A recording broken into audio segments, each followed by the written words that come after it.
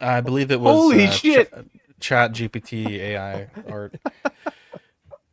To be fair, I did ask if you could help me fix it, and you never helped me. So, You'll I was never just ask me to thinking, fix like, fuck, this. Zach's a bro. beautiful man. That's all It'll I can take me say. 5 minutes. I will probably not do it we got after to the get show, back but to I'll do it this. this week. We got to get back to this. Dean, I think a wise man once said, "With great subscribers comes great responsibility," or something along those lines. I think in the past we've been able to leverage the community to do wonderful things, right? You know, Gandalf staff gate, Stuart Little, Iron Man, hashtag fix black suit Toby, We helped hashtag release Mark James. 46. Yeah, we helped James. Yeah, That was like one we of the first helped things we did. James. James. Shout out James. Now, You say what? Did you? I want to start this story and go back to November 2023. Oh yeah. And we have a post here from Bricks and Minifigs Keizer Salem on their Facebook page that says Saturday and Sunday, the 11th and 12th of November, the Bricks and Minifigs store in Salem Keizer will display one of the largest, most valuable privately held collections of Star Wars Lego in the world. The event will be open to journalists and the public for photos before the collection goes on sale. In the early 90s, the purchaser, which they wanted to remain anonymous, but his son is our contact for this, predicted Star Wars Lego would be a good investment. Over the next 15 years, he purchased approximately 20,000 of Star Wars Lego and preserved them, sealed them in their original boxes. The investment really paid off. The collection is now estimated to be worth well over $200,000. Multiple sets, including the highly prized, incredibly rare Cloud City set, are now worth more than $10,000 each, and some of the individual minifigs are worth more than $1,300 each. The tenfold increase in the value of the Mansell family collection is a greater return than if they had put the same amount of money into the stock market in a Dow Jones index fund. When they decided it was time to sell, he turned to his son, Bryan Mansell, who again is our point of contact. Bryan knows more about his father's comic book and baseball card collection, but didn't feel confident in his knowledge of the Lego secondary market. He saw the sign for the Bricks and Minifigs store while passing by on North River Road, came in and asked the store owner, Crystal Law, if she could help. I told him even if we couldn't sell the collection, I would help him figure out how much it was worth because I didn't want him to get ripped off. And I think that's why he trusted me. The entire collection will be sold through Law's store, but first they wanted to put it all on display so the public can see it in its entirety. The collection will be on display in the store's party room from 10 a.m. to 6 p.m. on Saturday. It will be available for sale immediately, so the best time for pictures will be Saturday morning. The collection will not be stored on site after hours for security reasons, and after Sunday, the sets will be available for purchase but stored elsewhere. Now, here's more, I guess, quote unquote, proof of this being at their store. These are pictures and videos that we have in a Google Docs folder that is linked in the description if you want to see more of the supporting evidence, including the inventory list of these sets. And then here's another picture of the original purchaser at the store with Crystal here on the right, and Bryan sharing that they had kind of a showing of the collection, which, as a collector, that's all pretty cool. Now, this is a statement from Bryan about an incident that's happened since then.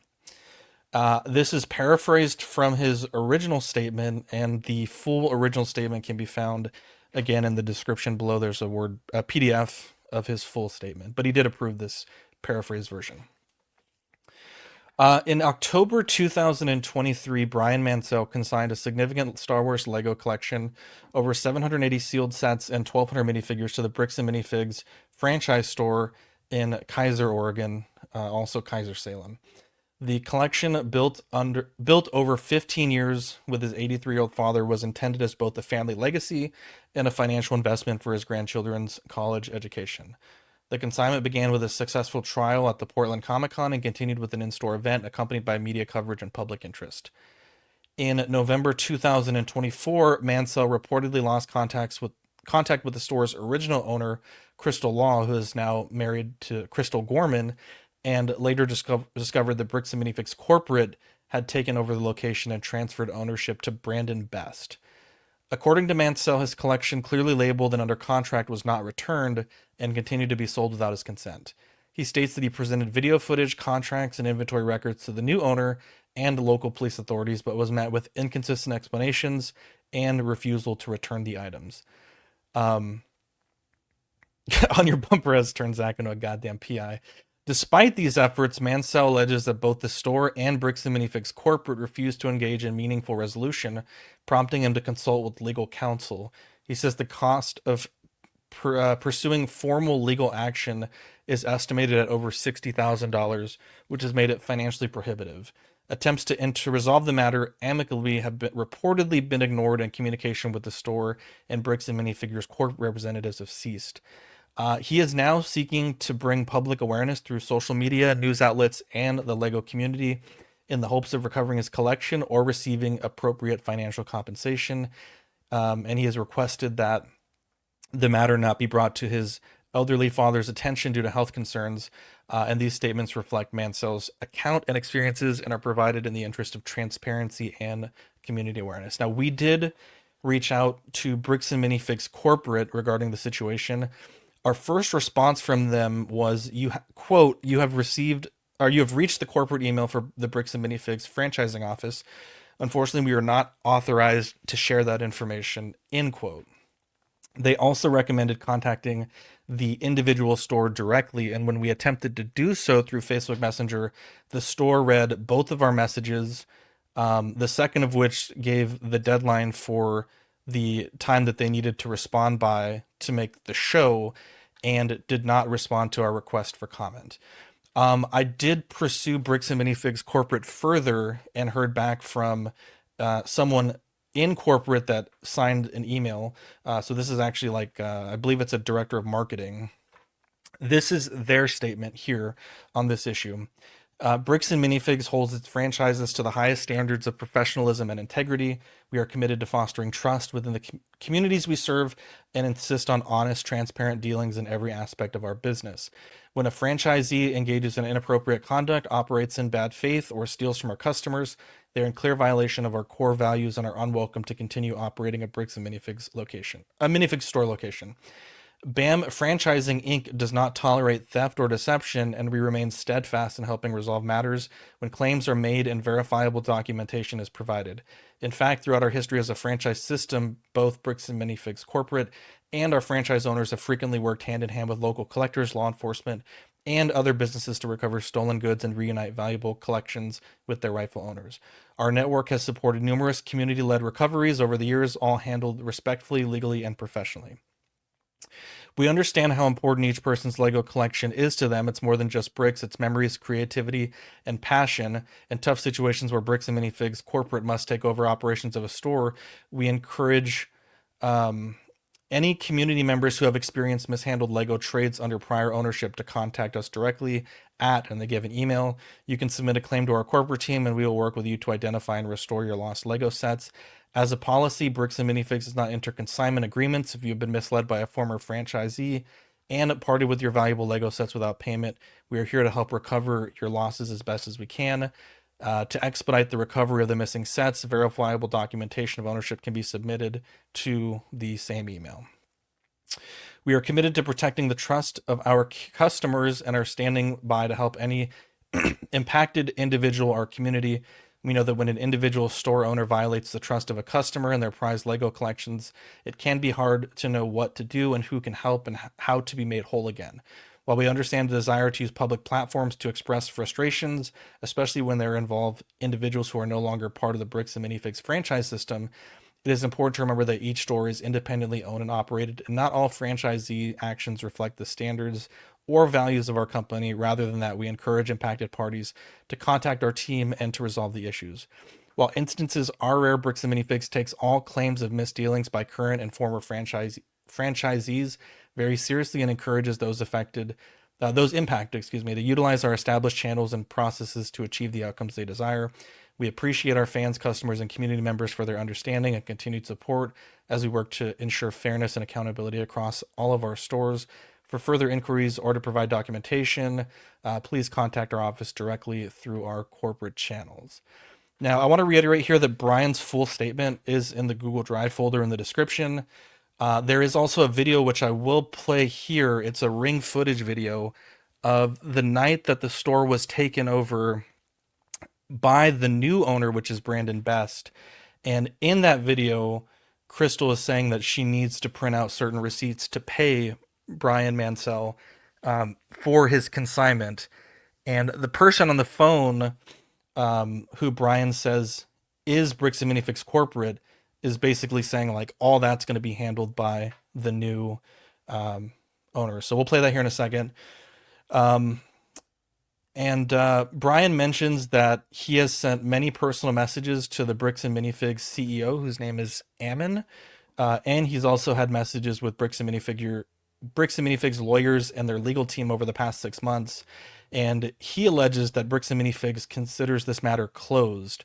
And at this point, there's no resolution as far as him getting his sets back as of the time of this recording, which is 10/20, Tuesday the 15th. And we'll update if anything changes. But again, I encourage you guys, if you want to look more into this or if you want to help raise some awareness with other collectors, click through the Google Drive and see photos of the collection, an inventory list of the collection, and evidence of his claims.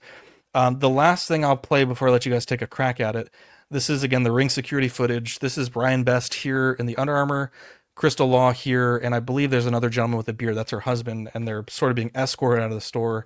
I did subtitle it because it was a bit hard to hear, but we'll play that and have you guys give some thoughts on it. Yeah, that's fine. So we're both here. So that what she's printing off is previous records from cells. Just so she has a receipt of what's due, I guess, right? Yeah, otherwise I won't know. These are ones that he has not been paid his percentage yet. And if I don't have the tickets, I won't know how much I need to pay him.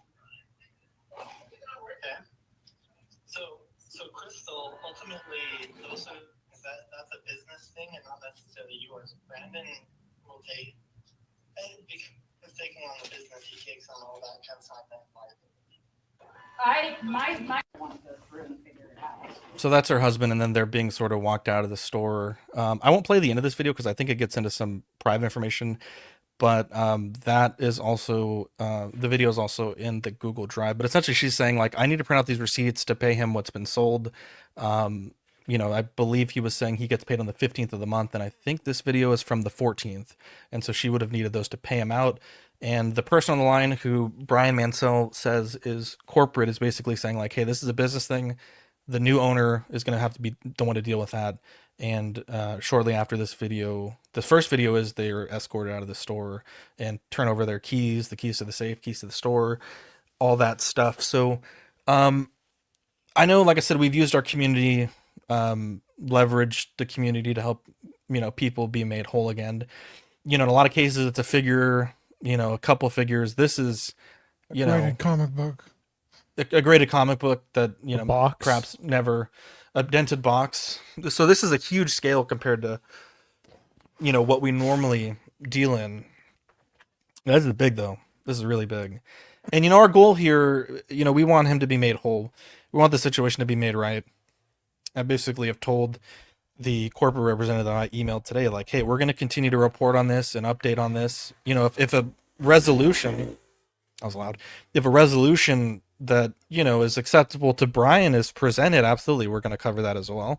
If it continues to not be returned to him, which is in his consignment clause, which I know they're stating like we don't do consignments, but he had a consignment contract, you know, with clauses of which either party could cancel things. And so, you know, to me, it's just, it's almost like, Dean, we said this when we were dealing with the Asheville comics, but if like I walked into the comic store and stole a comic off the rack and they called the police for shoplifting, you know, it would be a deal, right? Like, you know, I'd get in trouble with the police. It'd be some things that would happen. But it seems like a lot of times, you know, when things go wrong and it's the business owner who is being alleged to have committed a wrongdoing, and it's like, hey, the store has, you know, $200,000 value of my Legos or many sets and many minifigs, and the police are like, well, it's a civil matter. And it's like, well, is it a civil matter? I don't know. I'm not a cop, but it just feels like sometimes the layperson, the consumer is kind of doesn't, I feel like they don't have the same protections as businesses. And, you know, we just want him to get his stuff back. I mean, this was an investment that Bryan's father had made, you know, for the family to have some generational wealth, you know, for children to go to college and whatnot. and it's in Brian's words, this has been devastating for them. It's caused Yeah. a lot of mental anguish. It's caused a lot of personal pain. This is something that they had so much pride in. We're all collectors. We all have pride in the things that we amass and display. And, for him, it almost just feels like this has all been tarnished. And, we're calling on corporate to make this right. And, we'll update you if they do. I was pretty hopeful by that email, but Brian had mentioned like that's kind of the runaround. They'll make a statement like that, like, "Hey, we're gonna help you get your stuff back," and then in his opinion, it doesn't really go anywhere. So, what do you guys think about this? So they take their collection to Bricks and Minifigs to put on consignment, Mm-hmm. and the original owner of the store sold the store. So it's Brian's understanding that there was a discrepancy between the franchisee Crystal and corporate. He doesn't know if it was like a bookkeeping mistake or there was some money that she had owed to corporate for whatever. He doesn't know. But for some reason, she was basically told like, "Hey, we're replacing you as the owner of the store." And it seemed like everything in the store was then transferred over to the new owner. I don't know if she was, I have no clue if she was paid out for any of this or if that was part of her franchising agreement that they could install or if someone could come in and become the new owner. I have no idea about any of that. But yeah, at some point, basically, they were told like, "Hey, we're here. We're taking over the store. We need the keys. We need everything. Like you're out." And that's kind of the perception that I got when I talked to Brian. Yeah, that's weird. And so, his agreements are with the owner, right? The original owner.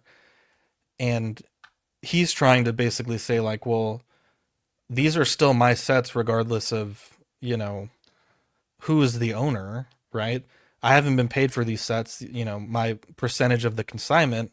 I'd like to exercise my right within the contract to pull out of this agreement and get my sets back. It seems like the issue is getting those sets back. Or I guess he would also accept being paid out, the amount of money that he feels he's owed, of the agreed upon consignment price. Yeah. Yeah, because I feel like it's the original owner's responsibility. There is documentation, Charlie. It's not in the Google Drive, but there is signed contracts from both parties. Because if the new owner comes in, you would assume that they have paid an evaluation of the store. Yeah, I don't know. That's assuming a lot. I don't know how this this particular situation works. Yeah, it's icky. I don't know all the ins and outs of it. So. I think from my perspective, and this is just an opinion, like if you're the new owner, okay, these sets don't technically belong to the store, like just give them back to the guy. Like we don't own them. Right, but again, it's kind of like when Elon Musk bought Twitter, right? Here's the evaluation of Twitter. So Elon Musk is like, okay, it's worth $40 billion. He pays the $40 billion. He walks in there day one. More than 90% of his user base are bots. That's not it's not real engagement. It doesn't lead anywhere. It doesn't lead to people buying products based on your advertisement, right? It's all fake. So he got screwed out of, billions of dollars. So this That's person called due diligence, right? That should be figured out before. So did this person, this new owner, pay for the store's valuation on all the shit that was in the store, which looks to be... I don't have any answer to that. Yeah, so it's tough. It's the only thing that, like, when I talked to Brian, he's like, look, they're saying that they don't do consignment, but we have, which is the video I just played, proof of someone at corporate saying like, hey, the new owner, Brandon, is going to deal with all this. Like, this is a business matter. You're no longer a part of this. Like, you're not dealing with this. This is his responsibility now. Because you can tell she was trying to print receipts to pay this guy out. And then, it's like, no, this is this guy's taking it on going forward. So I don't know evaluations. That's a great point. I didn't think to ask that, but you know, Yeah, because for the new owner, it's like, well, I already paid for all this shit, so take it up with the old owner. But if it's the old owner, I still think it would be on the old owner. It's like, well, take all the shit out of the store that wasn't yours and give it back to this dude. Why are you letting the new people come in and take it? yeah, I don't have an answer for that. I mean, just based on what I'm hearing, it's like not really Bricks and Minifigs thing. Okay. Yeah, I don't know. That this is his perception isn't. I think I don't want to speak for him because obviously he's not here. But I when I talked to him, Right. it seemed like he doesn't believe that she was paid for those sets, and so obviously like she wouldn't have the money to pay him for those sets. Right. Then why didn't she return them? Looked I like think she it was just more kicked like, hey, out. you get the fuck out of the store, Yeah, like today. she was basically like, kicked out from the video. It's like she didn't have a chance to do any work to. I mean, it's not an recover any items, right? Yeah, it's not an insignificant amount of money for someone to try and pull that off. You know. Also, Twitter had 11% fake accounts. Just Okay, whatever it was. But my point was, it's like, well, we paid for this, but we're getting this. So it's like, for them, it's like, okay, well, we're taking over the store and it's worth $200,000, and now all of a sudden you're saying 100,000 of it belongs to this guy. Like, what the fuck, you know? So yeah, I also don't know. don't know if I also am unclear if the new owner bought the store or he works for the corporate office and the corporate office is taking over the store temporarily. I'm not quite clear on that, which we can follow up with Bryan and confirm. yeah, that's definitely a big factor, right? Depending how that was done. But it sounds like they were kind of ousted and almost blindsided by it. It's a fucking in coup, way. bro. Yeah. Got to start using that language. Allegedly. What do you guys think, Ben? Marco, you I like know that? in the past I think you're a Lego guy. You've collected minifigs. I know you know they can get quite expensive. Anyone else? Yeah. Anyone else have a take on this? It's funny because I'm I all was actually ears. just looking at my minifig collection, right? Like I've got tons of them, like over 300 just packed in bags, and like they are amazingly expensive items as they are. I mean, Lego even still to this day is super expensive, right? Like it's wild when you go into a store what they're charging for these bricks nowadays. Um, it's hard to know, right? Because we don't know the whole story. We don't know both sides. Like I think based on the way that it's been kind of laid out, you know, if this is the alleged situation, then it does seem really sketchy. And it does affect my, you know, like my trust of organizations like that, not just that particular place, but any organization that's willing to resell your stuff. Like you do need to do your homework. You should look into it. Who is the one that's controlling your items and your money? And maybe he did that due diligence, and when it changed ownership, it went out the window, right? But on the other hand, like it just without knowing like both sides, it's just it doesn't line up to me fully. Like it seems weird that he would be kind of cut out of it. So yeah, Lego is wildly expensive. I would be devastated if this was me or a family member or somebody that I knew personally. So I think again, like I said, if this alleged situation is this situation, if how it was kind of laid out to us, that's really sketchy. And I do hope I do hope that there's a way that we can figure out how to get this guy his money and his stuff back. But we'll see how it Ryan plays out. Dean says, creeping in on a bit of a bummer note, but the sad truth I've experienced with cops, courts, and stolen collections, they simply don't give one shit. One of the two guys that burgled, I think, Burgle. my collection is free because the Oregon police refused to go pick him up. He's been charged with 2 felonies and 1 misdemeanor for the crime, but they refused to go to his house and arrest him. In Canada, which is Ryan had a majority of his figure collection stolen at one point in the And last year or two. So to it was wild. be clear, this also, I believe, is in Salem, Keizer, Oregon. At least in Canada, which is likely mirrored in the U.S., consignment items are owned by the consigner. The consignee is a store as an entity, so they owe that product or the money. One thing also, what I'm showing here on screen is this is the full inventory of all the sets and minifigs. God The yellow damn. are what is sold, and I believe he's been paid for, but you can see most of this list is not yellow, and So which is why insane, though, stuff. he's missing a huge amount of product. And yeah, you're right, Ben. Like it doesn't add up, right? Like corporate saying we don't do consignments. I've seen consignment contracts. I was really excited by the corporate response, and when I shared it with Bryan, he was like, "Nah, they've said things like that a lot of times, and you know, nothing's really happened. They kind of seem like they're going to help, and then they kind of don't do anything." And so, um, when he you do a says that, when he tries, yeah, when you sorry, do go a ahead. consignment, you get a contract. I don't know if that's normal for every retailer, but obviously, if you're dealing with this many Lego sets, he had a contract for And on this the consignment. contract, who's on the contract? The owners or the store? Let me pull it up. I'm not going to share it publicly, but let me double check.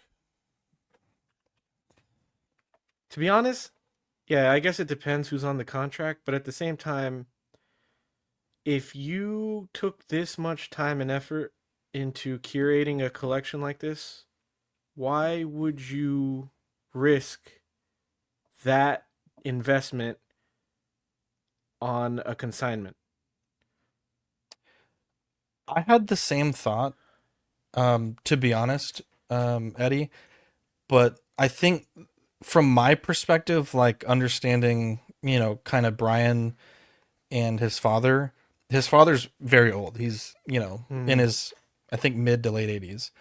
And Bryan is also like, doesn't have a, I'm not saying like a normal work schedule, but he says what he does, it's not like a normal schedule.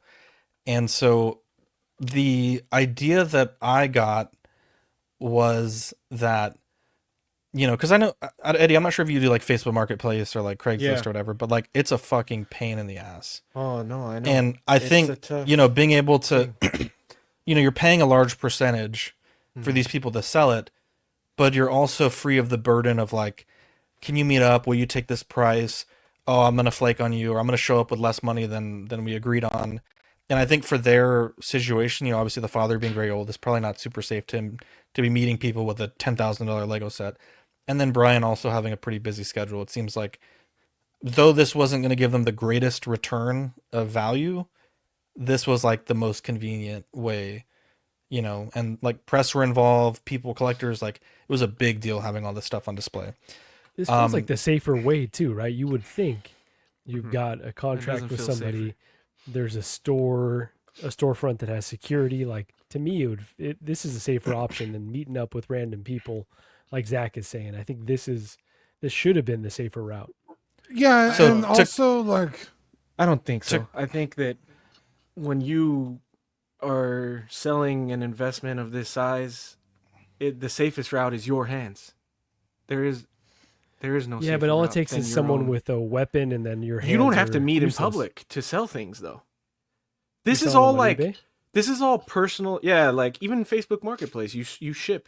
This yeah, is but all people like get everyone has scammed that out of shipping technological all the time know-how. too. Yeah, Yeah, not everyone has okay, that but I've technological sold- know-how. I think to do we're that. focusing a good on amount of like items. regardless I of haven't like been scammed, no. why they chose to do it or not. Like that's what they chose. I'm not trying to Yeah, but I for us think to argue that about comes why. into.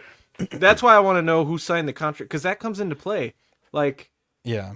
you, My I feel perspective like the world of is this too like trusting on what should be done right, and that's not how the world works. There's lawyers and contracts. Like with an investment of this size, you need to do your due diligence. yeah. So shit like this does not happen. I Don't would get say on the though, internet right? like, no, this guy's gonna watch. No disrespect to you. Like, don't get mad and get on the internet and do things if you didn't take the time to cover your own ass. I don't think I that's would completely say fair. I would He's got say a contract. I would say he's this coming to contract Zach is for pretty help. bulletproof. This contract is pretty like I mean I'm not a lawyer, but like it has spelled out like a lot of stuff, and I'll share it with you guys after the stream because I don't know how there was some names that he wanted to keep out of this of his father, so I don't know if reading through this if any are, but to answer the consignment agreement question, it's between Bryan Mansell, and Bricks Minifigs Salem Keizer the store.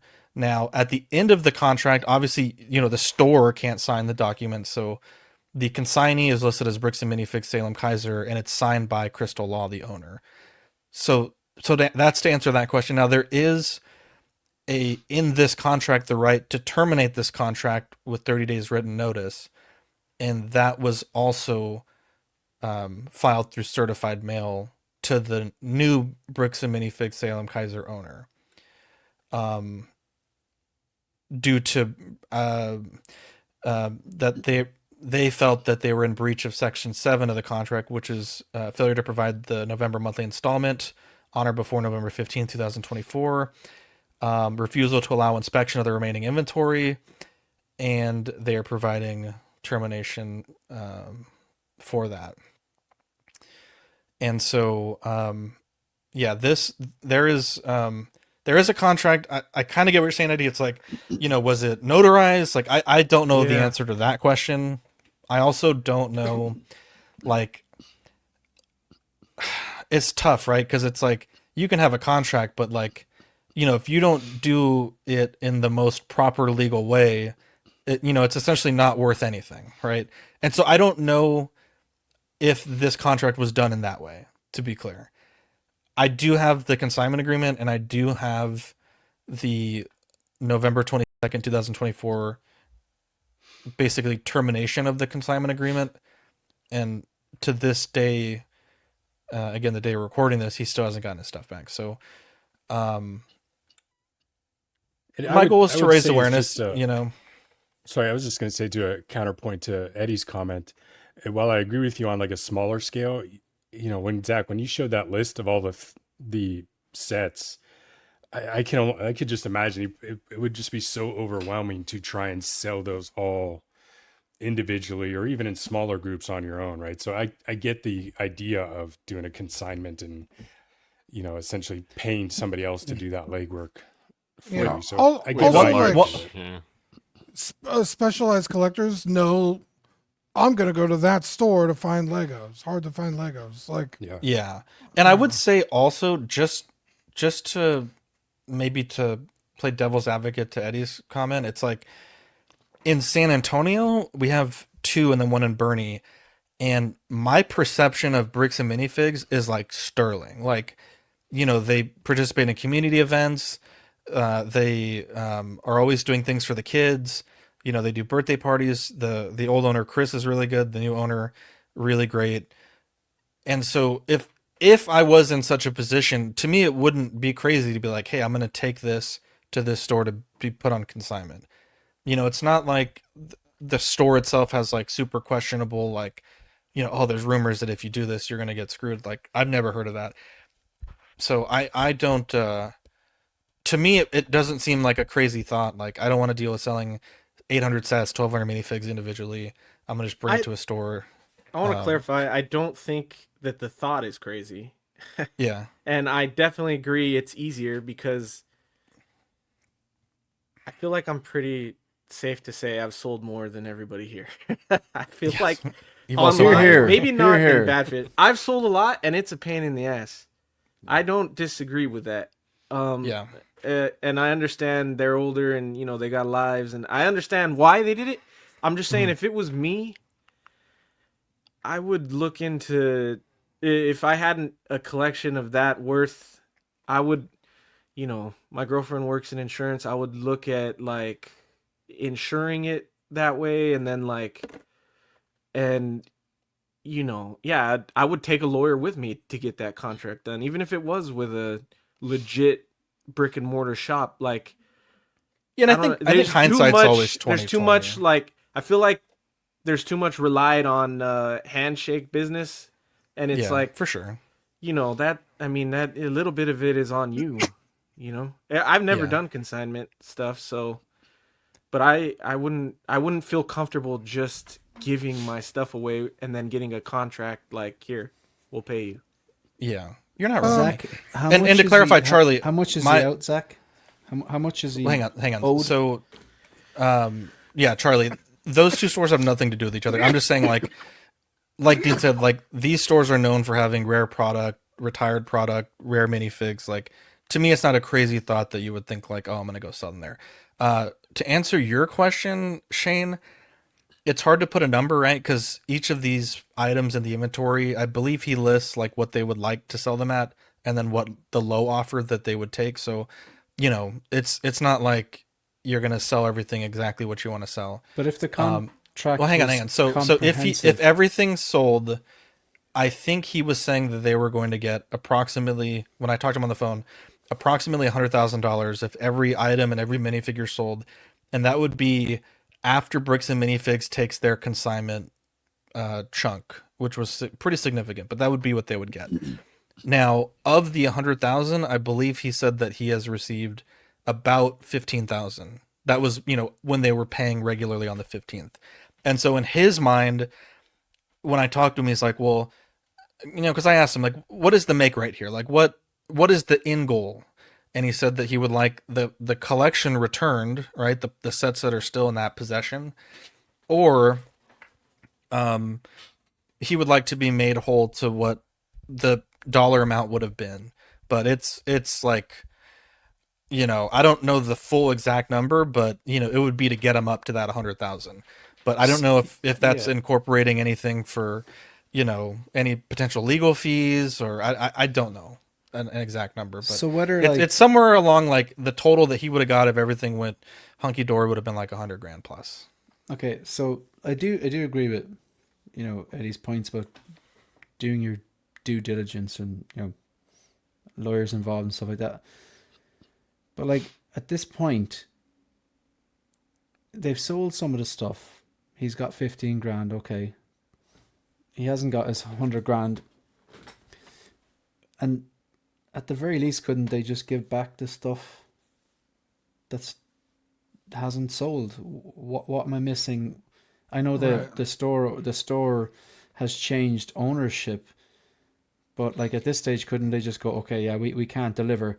This is what we haven't sold. Take it back and avoid So an You're absolute. in America. one of the issues also, Shane, that's a great point, is, again, this is from talking to Brian, so I don't have this written down, but he had mentioned that when they brought the collection into the store, all the sets were marked with a specific sticker that would denote to the cashier, okay, it has this sticker, it's part of the Mansell collection, we need to save this receipt and file it, so every 15th of the month we can pay them out for the money that we receive from their sets.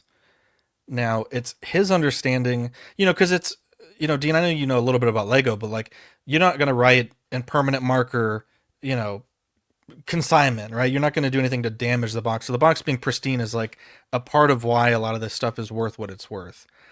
And so, it was an easily removable sticker that would denote which were his minifigs, which were his sets.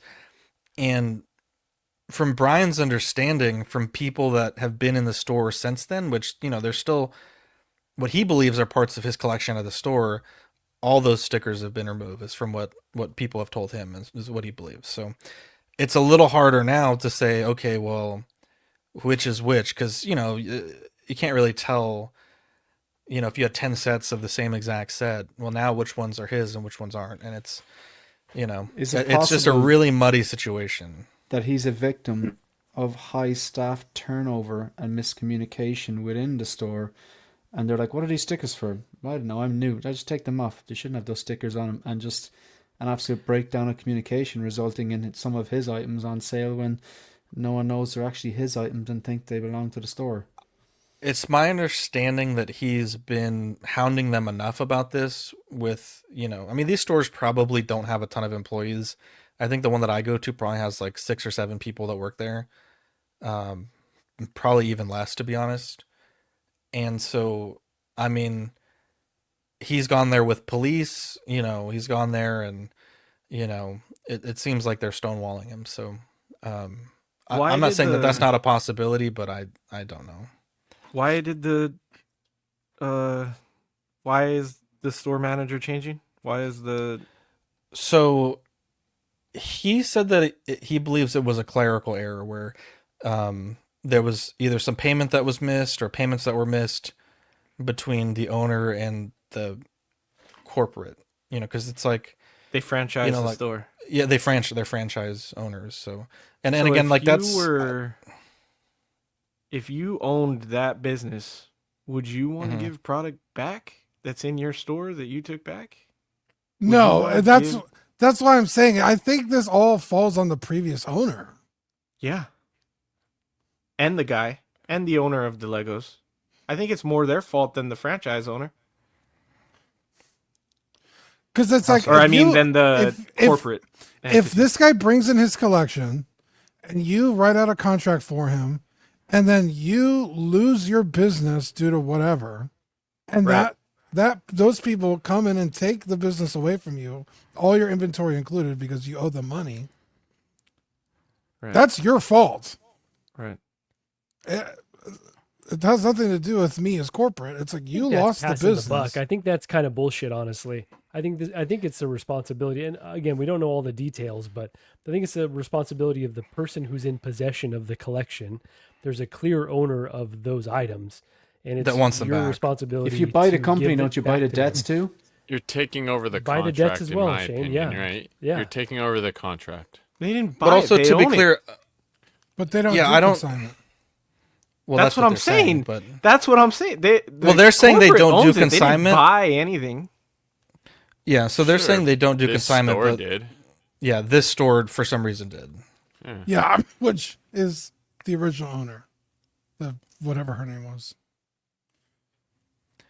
I guess I Um, don't know how franchises work. When you begin Yeah. a franchise, you own that brick and mortar shop.